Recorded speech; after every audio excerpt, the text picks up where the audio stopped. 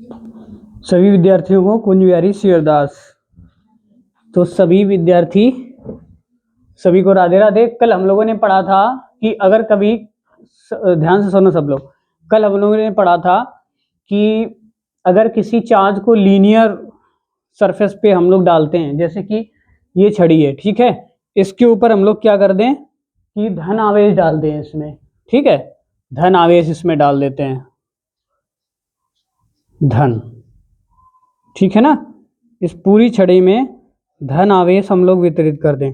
और एक बात याद रखें, ये जो छड़ी है ना, ये पूरा जो है, ये जो क्षेत्रफल है, ये पूरी अनंत लंबाई का है। देखो ना इसमें, ठीक आ रहा है, देखो ना इसमें इधर प्रारंभिक सिरा इसका पता है, ना ही इसका अंतिम सिरा पता है। इस पे अगर ध्यान से सुनो, अगर हम लोग इसमें आवेश डाल दें तो इसके पूरे जो बाहरी एरिया है, इसके पूरे पूरे सरफेस पर धनावेश फैल जाएगा, धनावेश फैल जाएगा ना। तो धन आवेश बेटा फैलने से इससे वैद्युत बल रेखाएं निकलेंगी, किधर की ओर निकलेंगी, इधर की ओर, ऐसे इस तरीके से बाहर की ओर निकलेंगी, निकलेंगी कि नहीं निकलेंगी, ठीक, ऐसे चारों तरफ बाहर की ओर निकलेंगी, ठीक। और इसकी लंबाई हम लोग मान लेते हैं क्या, L, ठीक। देखो अब हम लोग इसके माध्यम से वो डेरिवेशन पढ़ेंगे, कौन सा, जो हमने तुम्हें गॉस के नियम का अनुप्रयोग तो पढ़ा दिया था। गॉस के नियम का क्या अनुप्रयोग होता है, गॉस का नियम क्या होता है, अगर किसी क्लोज सरफेस से, अगर कोई क्लोज सरफेस किसी चार्ज को इनक्लोज करके रखता है, तो गॉसेस थ्योरम बताता है कि इसके द्वारा लगाया गया इसके ऊपर फ्लक्स कितना है। फाई ई इक्वल टू क्या होगा बेटे, Q upon epsilon not, Q upon epsilon naught, ठीक है। अब उसी के अनुप्रयोग बेटा एग्जाम में बहुत ही इंपॉर्टेंट टॉपिक है, इसके न्यूमेरिकल्स भी आते हैं और इसके डेरिवेशन भी आते हैं, एग्जाम पीरियड में हम लोग इसको पढ़ के जाते हैं, ठीक है सभी बच्चे। तो हेडिंग डालो, अनंत लंबाई के एक समान, हाँ, अनंत लंबाई के एक समान आवेशित सीधे तार के निकट,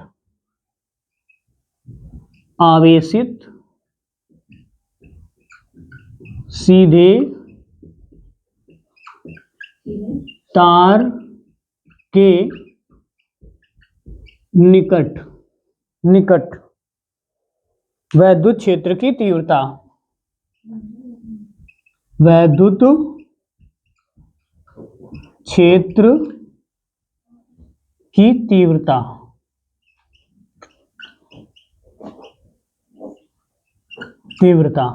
ठीक है ना।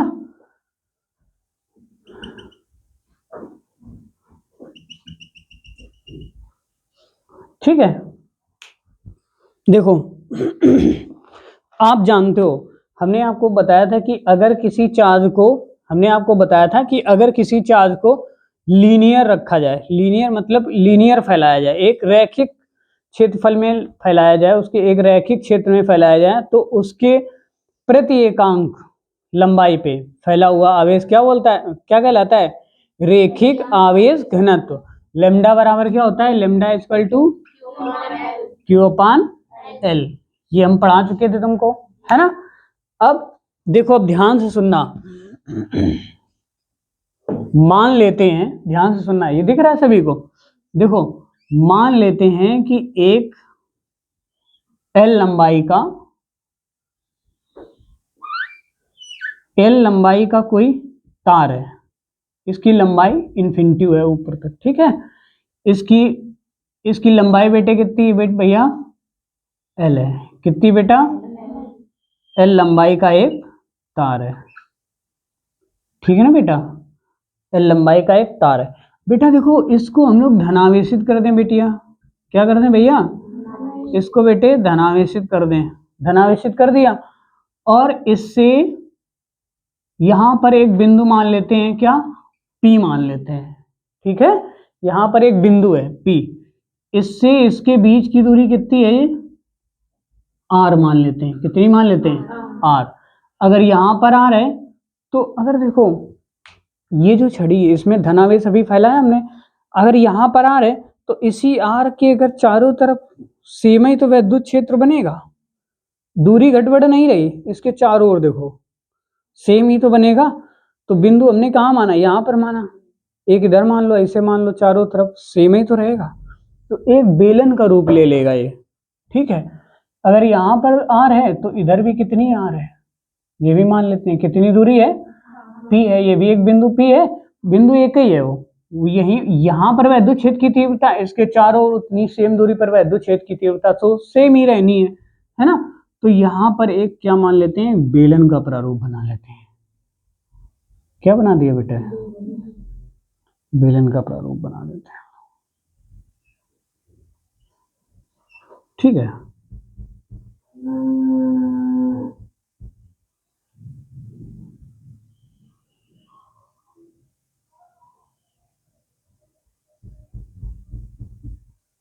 ठीक, बेलन का प्रारूप इस तरीके से एक बेलन की तरीके से बन गया। ठीक है, अब इस बेलन में कितने सरफेस हैं ये बताओ, इस बेलन में कितने क्षेत्रफल हैं। देखो एक तो ये जिसको हम छू पा रहे हैं चारों तरफ घुमा के, ये जो है इसको बोलेंगे वक्र पृष्ठ, घुमा हुआ है ना वक्र पृष्ठ। बेलन के वक्र पृष्ठ का क्षेत्रफल क्या होगा, बेलन के वक्र पृष्ठ का क्षेत्रफल क्या होगा, 2 पाई आर एल। ठीक है, 2 पाई आर एल। देखो कैसे ज्ञात करते हैं, वृत्त का क्षेत्रफल क्या होता है, वृत्त का क्षेत्रफल पाई आर स्क्वायर, लेकिन ध्यान सुना वृत्त की परिधि अगर ये वाला क्षेत्रफल देखा जाए तो ये क्या है, 2 पाई आर, एक रोटी की परिधि इतनी होती है 2 पाई आर, और उन्हीं रोटियों को तुम लोग बनाते बनाते पूरी ऐसी गड्डी बना दो, तो बेलन का रूप ले लेंगी कि नहीं ले लेंगी, बेलन की तरीके बन जाएगी, लेकिन उसमें क्या आ जाएगी, एच आ जाएगी, एच क्या ऊंचाई है, तो इसकी पूरी वक्र पृष्ठ इसका क्या होगा, 2 पाई आर एच। आ गई बात समझ में, और हमने इसकी लंबाई माना है एल, तो 2 पाई आर एल। ठीक, वो बात की बात है। तो इसका जो पृष्ठ है, अब देखना जरा, हम लोग इसका पहले सबसे पहले इस पृष्ठ पर, ये जो पृष्ठ बन गया देखो, इधर ये वक्र पृष्ठ हो गया, ये वृत्ताकार है, इधर ये भी वृत्ताकार है। ठीक है, तो इसमें टोटल कितने सरफेस आ गए, 3। इसको हम लोग मान लेते हैं S1, क्या मान लेते हैं S1, इसको S2, इसको S3। ठीक है, तो इसको क्या मान लेते हैं, देखो ये क्या माना हमने, इसको S2, ये वाला S1 और ये S3। ठीक, इससे क्या निकल रही, विद्युत बल रेखाएं निकल रही बाहर की ओर, याद रखना। ठीक है ना, विद्युत बल रेखाएं निकल रही बाहर की ओर। ठीक है भैया, अब अगर हम लोग इसके ऊपर एक क्षेत्रफल मेजर करें, ये इस तरीके से एक क्षेत्रफल बना लें, और इस क्षेत्रफल को क्या मानेंगे, यूनिट एरिया मानेंगे। क्या मानेंगे, यूनिट एरिया क्या होता है, संपूर्ण क्षेत्रफल का एक छोटा सा अंश, भाग। तो इसके ऊपर S1 के ऊपर यूनिट एरिया ले लिया, S2 पर भी एक छोटा सा यूनिट एरिया ले लें, और S3 पर भी एक छोटा सा यूनिट एरिया ले लें। आगे बात समझ में, तीनों सरफेस पर क्या करेंगे, यूनिट एरिया ले लेंगे, इन पर पहले फ्लक्स निकालेंगे। क्या निकालेंगे बेटिया, फ्लक्स निकालेंगे, फिर तीनों को जोड़ लेंगे, जोड़ने के बाद में फिर इन्हीं पृष्ठों का समाकलन कर देंगे। ठीक, क्षेत्रफल के सापेक्ष जब समाकलन कर देंगे तो पूरे एरिया का फ्लक्स निकल के आ जाएगा। ठीक, देखो जरा कैसे, देखो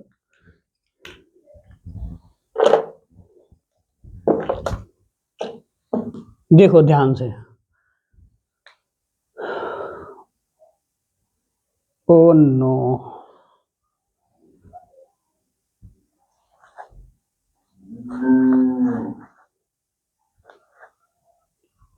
भाई अपने साथ में गाय कौन लाया है,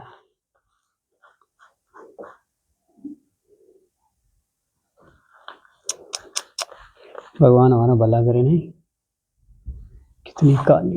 देखो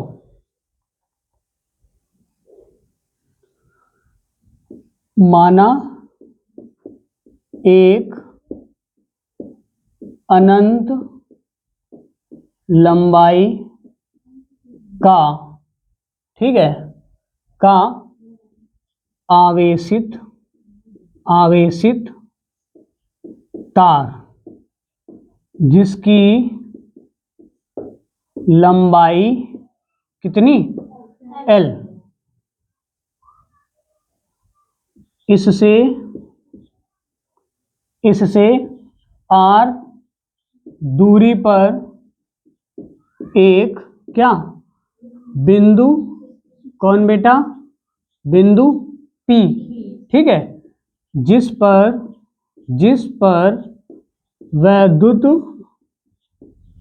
वैद्युत क्षेत्र की तीव्रता ज्ञात करनी है,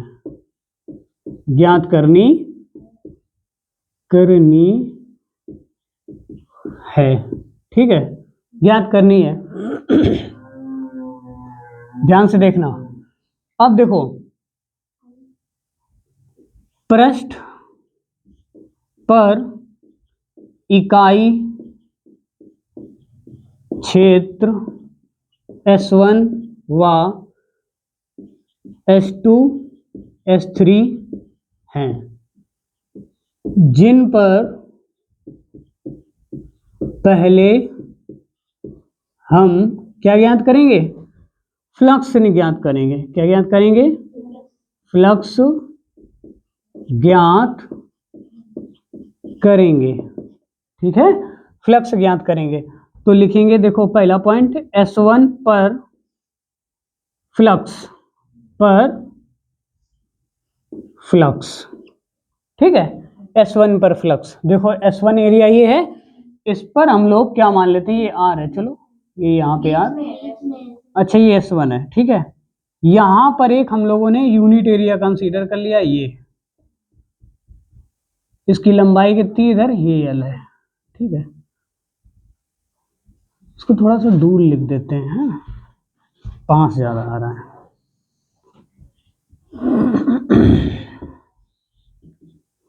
ये जो यूनिट एरिया कंसीडर किया, इसकी डायरेक्शन क्या होगी, वेक्टर DA।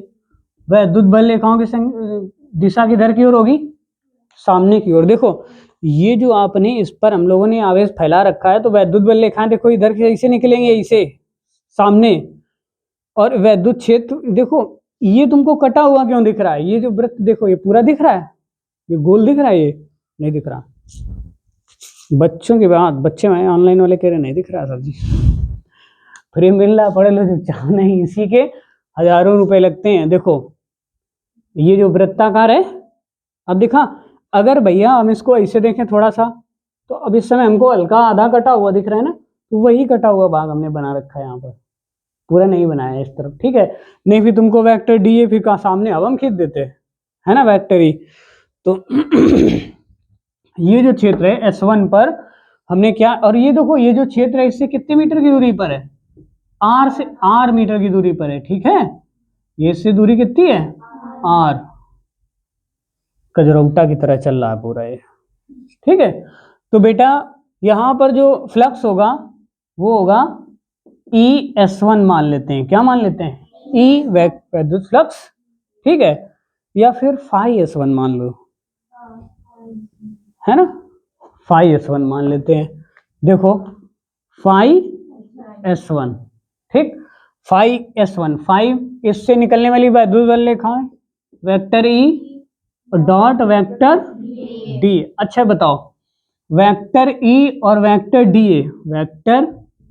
DA व वेक्टर E की दिशा किधर है, की दिशा किधर की ओर है, सामने है, तो इनके बीच में जो एंगल रहेगा वो कितना रहेगा, 0 degree, theta equal to 0 degree. तो यहाँ पर इसको इसे खोलेंगे, वेक्टर E और अब वेक्टर तो हट जाएगा, है ना, वेक्टर हट जाएगा, E into DA into cos theta, और थीटा का वैल्यू कितना रखेंगे, 0, E into DA into cos 0।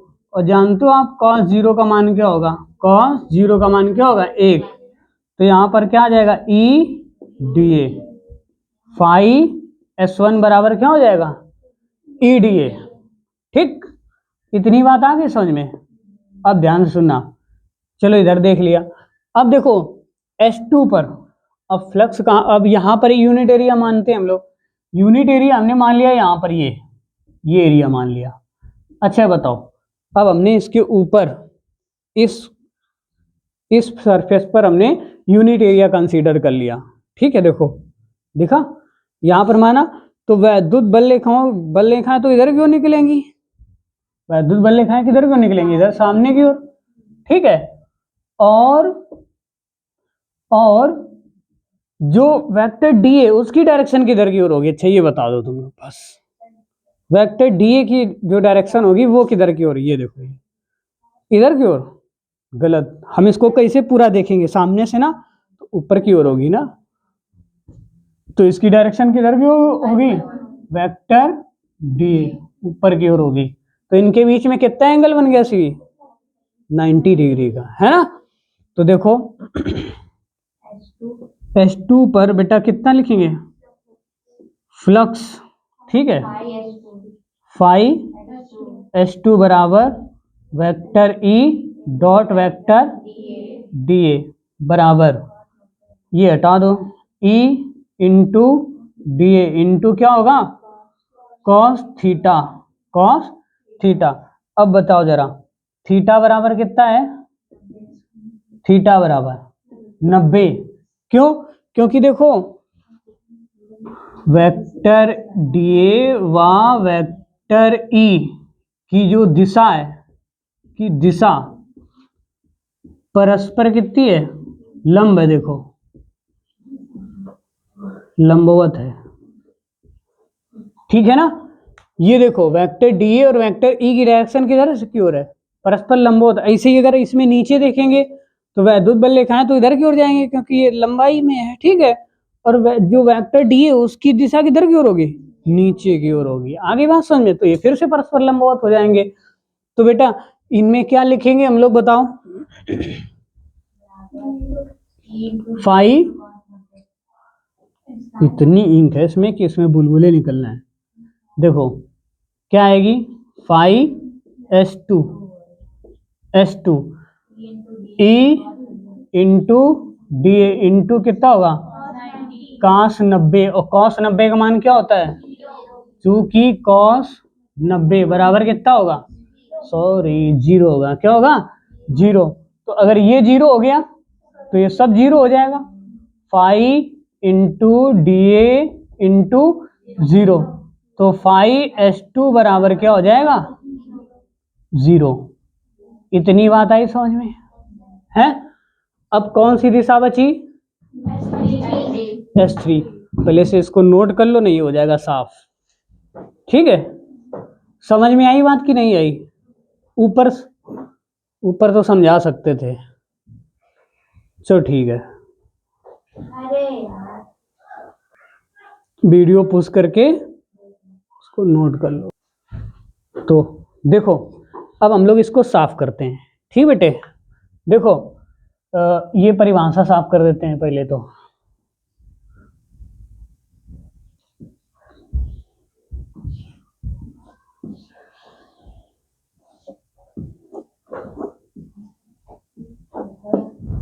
भैया देखो S1 पर फ्लक्स ये तुम्हारा इतना आया था,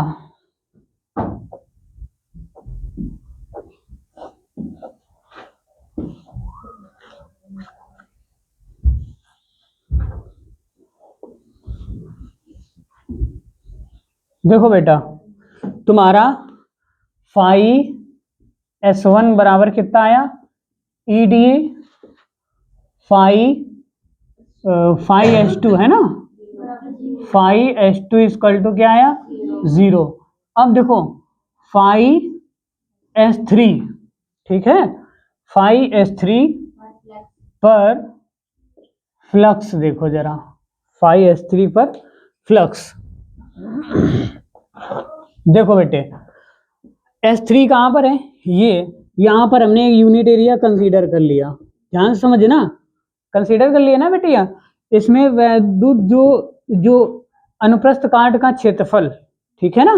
क्रॉस सेक्शनल एरिया इसे जिसे कि बोलते हैं यूनिट एरिया, उसकी डायरेक्शन किधर है, नीचे की ओर, वेक्टर डी है नीचे की ओर है, और वेक्टर ई की डायरेक्शन किधर की ओर है, साइड में, है ना। तो देखो फ्लक्स पर, इस पर फ्लक्स फाई S3 बराबर क्या लिखेंगे, vector E dot vector D A. ठीक, अब जरा देखो वेक्टर ई व वेक्टर डी ए के बीच क्या है, दिशा कैसी है, दिशा लंबवत है, कैसी है, लंबवत है, लंबवत है। बेटा देखो क्या आएगी, तो थीटा इक्वल टू कितना 90 डिग्री, है ना। तो बेटा देखो जरा vector E into D A into cos 90, sorry theta लिख दो पहले, है ना, थीटा, तो थीटा की जगह पर क्या लिख देंगे, vector E into vector into D A into cos कितना बिटिया 90 लिख देंगे, है ना। तो कॉस 90 का वैल्यू बिटिया कितना हो जाएगा भैया, कॉस 90 का मान क्या हो जाएगा 0। तो यहाँ पर क्या हो जाएगा E into D A into बिटिया कितना बेटे डी 0, फाई एस थ्री बराबर क्या हो जाएगा, फाई S3 बराबर 0। आ गई बात समझ में। अब देखो कुल इकाई फ्लक्स निकालेंगे, अब क्या निकालेंगे, फ्लक्स, कुल नहीं अभी पूरा नहीं हुआ, अभी चल रहा है ना, कुल इकाई फ्लक्स, कुल इकाई क्या निकालेंगे, फ्लक्स। देखो जरा फाई एस सभी S1 इनको जोड़ेंगे जरा, phi S1 plus phi S2 plus phi बिटिया S3। बेटा बताओ अच्छा इसका वैल्यू क्या आएगा, फाई S1 का EDA प्लस 0 प्लस 0, है ना। ये और ये एरिया तो हो गया 0, इस पे फ्लक्स नहीं आ रहा है ना। तो ये क्या बचा बेटा, फाई एस बराबर क्या आ जाएगा EDA। ठीक, ये आया कौन सा फ्लक्स, कुल इकाई फ्लक्स, कुल इकाई फ्लक्स आया। अब इसी को हम लोग ए के साथ एल के सापेक्ष कर देते हैं, है ना, लंबाई है ना इसमें आ रही, एल के सापेक्ष हम लोग क्या कर देंगे, इसका नहीं ए के सापेक्ष करते हैं। देखो देखो संपूर्ण लिखेंगे, संपूर्ण फ्लक्स के लिए, संपूर्ण फ्लक्स के लिए समाकलन करने पर, समाकलन करने पर, ठीक है, इसका हम लोग क्या कर देंगे, समाकलन कर देंगे। ठीक, तो समाकलन करेंगे, देखो जरा ए के सापेक्ष करेंगे इसमें, तो आएगा इंटीग्रेशन ऑफ फाई एस, यहां पे लिखेंगे ए। ठीक, अब इंटीग्रेशन ऑफ ई ए और क्या लिखेंगे डी ए।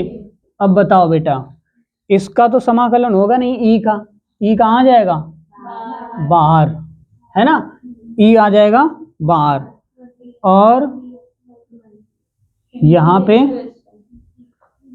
ई हो जाएगा इंटीग्रेशन 1 डी ए, और ये क्या है ए।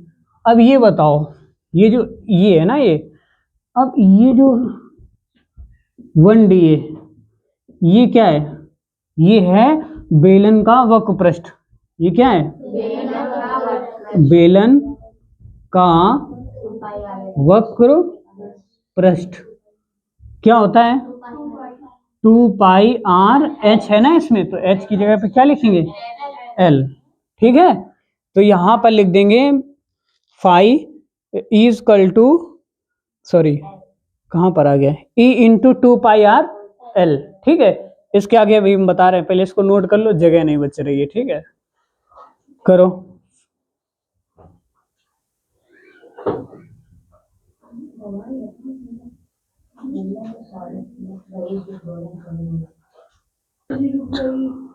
तो देखो यहां तक बात आ गई ना समझ में। अब इसको हम साफ करें। नहीं नहीं, वो हम नहीं करेंगे साफ, ठीक है ना बेटे। आज बोर्ड छोटा पड़ रहा है, इतना बड़ा डेरिवेशन है ना। ठीक है, अभी पूरा नहीं हुआ है, ध्यान से दिखते रहो इसको। ये क्या है, ये फाई है अब तो, है ना, फाई है। ये क्या बचेगा, ये फाई बचेगा ना। और यहां क्या बचा, ई इंटू, इसका मान क्या रखेंगे, 2 pi R L, 2 pi R L. बेटी एक बार बताओ, ध्यान से सुनना, ध्यान से। गॉस की प्रमेय द्वारा, गॉस की प्रमेय से ये बताओ, अच्छा फाई इजकल टू क्या होता है, या फाई ईज को लिख सकते हैं, फाई इजकल टू क्या होता है, क्यू अपान एप्सिलॉन नॉट, ठीक है। तो ई का मान यही रहेगा, ई इजकल टू, और ये इसके बटन में पहुंच जाएगा, फाई ई अपान क्या हो जाएगा, 2 पाई आर एल, हो जाएगा कि नहीं हो जाएगा। अब पाई फाई का वैल्यू रखो इसमें, क्यू अपान एप्सिलॉन नॉट, है ना, बटे 2 पाई आर एल। तो ई इजकल टू बेटे क्या हो जाएगा, देखो इधर, क्यू अपान एप्सिलॉन नॉट, और ऐसे लिख दो इसको, अच्छा लगेगा कहने में, 2 pi epsilon naught R L. आ गई बात समझ में कि नहीं आ गई, है ना। आप जानते हो इसको, आप जानते हो, यू नो दैट, क्या, lambda equal to Q upon L. क्यों lambda equal to Q upon L, देखो भैया ध्यान से सुनना, ये लंबाई कितनी थी, लेमडा पूरी, मतलब सॉरी एल, है ना, और ये जो आवेश है, ये जो आवेश है वो इसके सापेक्ष फैला हुआ है, लंबाई के, ठीक है। तो अगर हम लोग क्यू इजकल टू ले लेंगे, इसमें क्यू इजकल टू ले लेंगे, तो क्यू इजकल टू क्या हो जाएगा, लेमडा एल, क्या हो जाएगा, लेमडा एल। तो ई इजकल टू ऐसे लिख सकते हैं 1/2 pi epsilon naught into, Q की जगह पर क्या लिख देंगे, लेमडा एल अपॉन, देखो 2 पाई एप्सिलॉन नॉट निकल गया, आर एल बचा, एल से एल खत्म हो गया, बचा कितना, E equal to 1/2 pi epsilon naught into lambda upon R. यही प्रूव करना था, किसी किसी बुक में सीधे लिखा हुआ है ई इजकल टू इतना, और किसी देखो चलो लिख दे रहे हैं, ठीक है, E equal to 1/2 pi epsilon naught into lambda upon R, ये लिखा हुआ है। और हमने इसको और आगे सरल किया है, क्यों, क्योंकि इसमें न्यूमेरिकल लगाने में थोड़ा सहूलियत मिल जाती है, ठीक है। तो अगर अच्छा हम लोग इसमें अगर 2 और होता, मल्टीप्लाई में इसके 2 और होता, कितना, देखो 1/4 पाई एप्सिलॉन नॉट होता, तो इसका मान कितना रख देते, 9 × 10⁹ लिख देते, ठीक है। तो हम लोग क्या कर देते हैं, इसमें ऊपर नीचे 2 से गुणा कर देते हैं, इसमें भी 2 से गुणा, इसमें भी 2 से गुणा, तो ये हो जाएगा E equal to 1/4 pi epsilon naught, है ना, इंटू 2 लेमडा अपॉन 2r, कहाँ, ये 2 दूनी 4, अब देखो ऊपर कटेगा वही तो आएगा। तो हम लोग इसको यहाँ पर स्टॉप करते हैं आके, मात्रक वही होगा इसका जो वैद्युत क्षेत्र की तीव्रता का होता है, क्या होता है, न्यूटन प्रति कूलाम, न्यूटन प्रति, हाँ बेटा क्या बता दें, दोबारा बिल्कुल बताएंगे बेटे की बात, इसको हटा दें।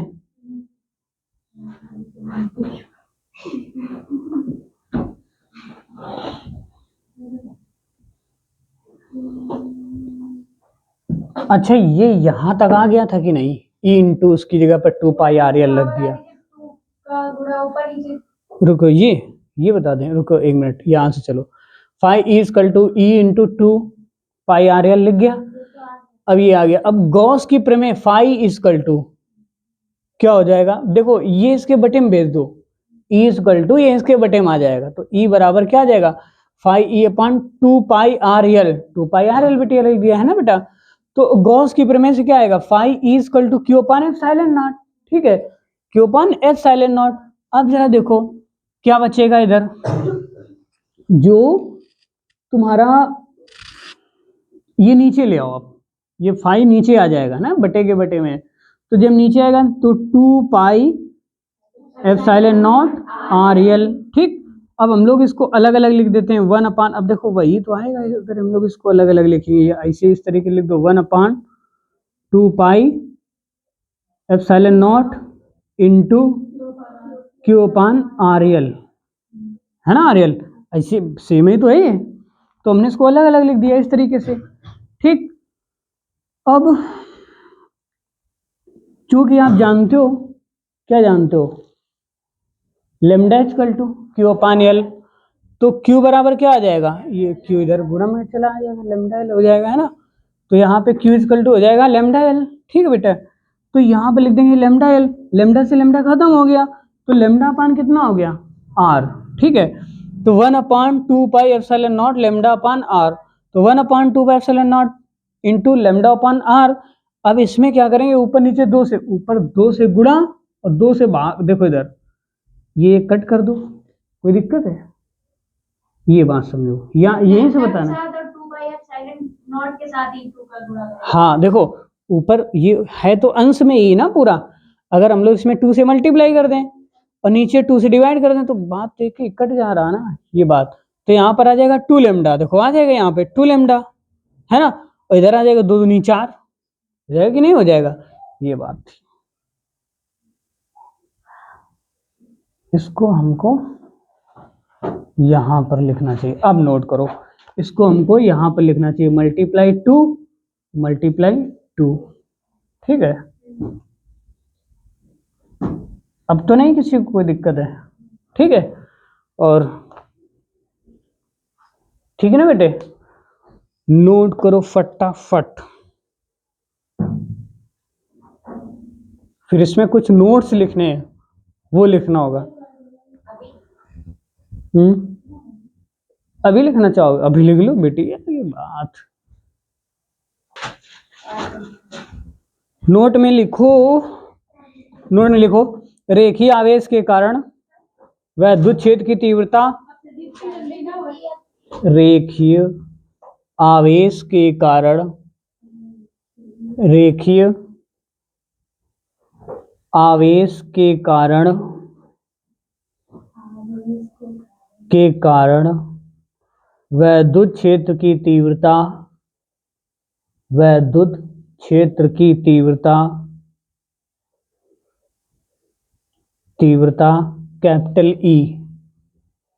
कैपिटल E, फिर आगे लिखो रेखीय आवेश से बिंदु की दूरी, रेखीय आवेश से बिंदु की दूरी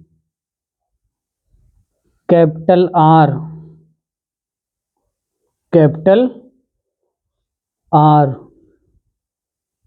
के व्युत्क्रमानुपाती होती है, के व्युत्क्रमानुपाती होती है तथा इसकी दिशा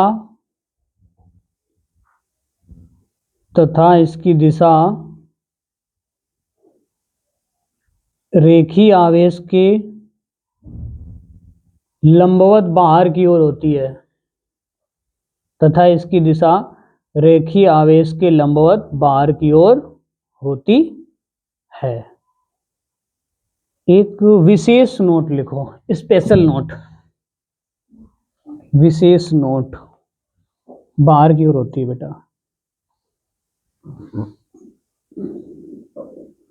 विशेष नोट, विशेष नोट में लिखो भाई, लिखो एक आवेशित बेलनाकार चालक, एक आवेशित बेलनाकार चालक, एक आवेशित बेलनाकार चालक बाह्य बिंदुओं के लिए इस प्रकार व्यवहार करता है। एक आवेशित बेलनाकार चालक बाह्य बिंदुओं के लिए इस प्रकार व्यवहार करता है, जैसे कि बाह्य बिंदु के लिए इस प्रकार व्यवहार करता है। बाह्य बिंदु के लिए इस प्रकार व्यवहार करता है, जैसे कि संपूर्ण आवेश उसकी अक्ष पर स्थित हो। जैसे कि संपूर्ण आवेश उसकी अक्ष पर स्थित हो।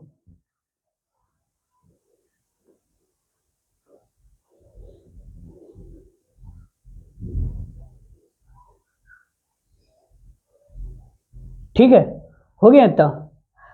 छूट गया क्या? तो ठीक है, अगला डेरिवेशन तुम्हारा होगा अनंत विस्तार। अभी नोट डाल दो, हेडिंग डाल दो, चाहो तो लिखो अनंत विस्तार की समतल आवेशित, अनंत विस्तार की समतल आवेशित,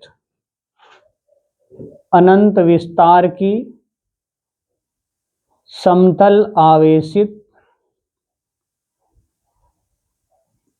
अचालक चादर के निकट, अचालक चादर के निकट वैद्युत क्षेत्र की तीव्रता, अचालक चादर के निकट वैद्युत क्षेत्र की तीव्रता, के निकट वैद्युत क्षेत्र की तीव्रता। ओके बच्चों, अब ध्यान से सुनो पहले मेरी बात, ठीक है? अब देखो, कल हम लोगों ने जो भी टॉपिक पढ़ाया, जो हमने कल एक छोटा सा टॉपिक गॉसेस थ्योरम शायद पढ़ाई थी ना पिछली कक्षा में, तो गॉसेस थ्योरम के बाद में फिर हमने छोटे छोटे डेफिनेशन लिखवाई थी। आवेश पृष्ठ घनत्व है ना, रेखीय आवेश घनत्व और आयतन, हाँ आयतन पृष्ठ घनत्व, दोनों के फार्मूले क्या थे?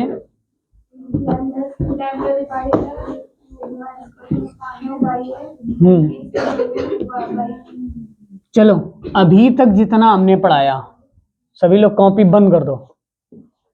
अभी तक हमने जितना पढ़ाया हम क्वेश्चन करेंगे, आप लोग बताते चलेंगे, ऑनलाइन वाले भी देखेंगे, इनका भी रिवीजन होगा, सबका रिवीजन होगा।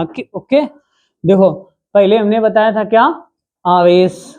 आवेश क्या होता है? एक ऐसा बिंदु जिसके चारों ओर वैद्युत क्षेत्र का अनुभव क्या कहलाता है? आवेश कहलाता है। ठीक है, दूसरी बात में हमने बताया कि आवेश कितने प्रकार के होते हैं, कौन कौन से? किसने इसको अलग किया था? आवेश का मात्रक क्या होगा? कूलाम होगा। आवेश का क्वांटीकरण बेटे क्या होगा? Q इक्वल टू, यानी E का वैल्यू क्या होता है? कूलाम का नियम क्या होता है? देखो Q इक्वल टू क्या?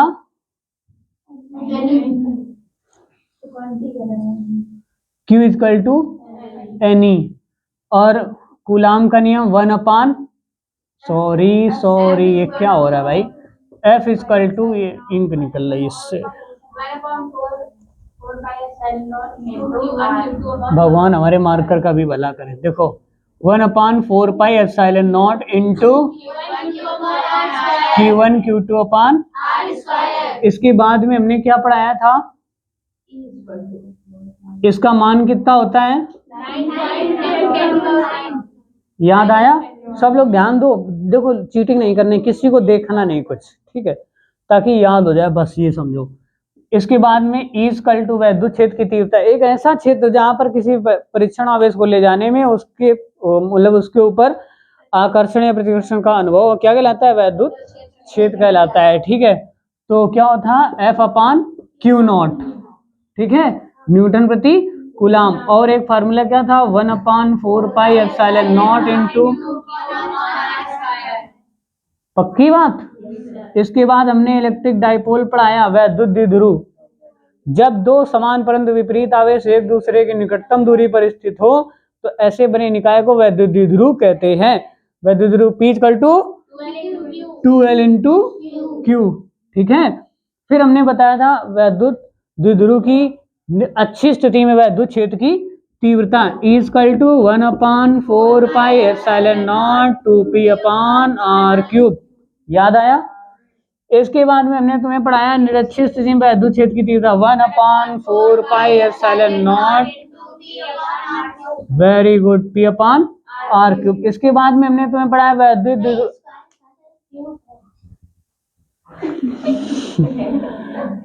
ठीक है। इसके बाद में हमने आपको पढ़ाया क्या, एक समान वैद्युत क्षेत्र में रखे वैद्युत द्विध्रुव पर लगने वाला बलयुग्म टाउ बराबर क्या था? टाउ बराबर PE sin theta 6 sin theta. ठीक है बेटे। इसके बाद में हमने आपको पढ़ाया गॉस की प्रमेय किसी गॉसियन पृष्ठ से। हाय दयारी,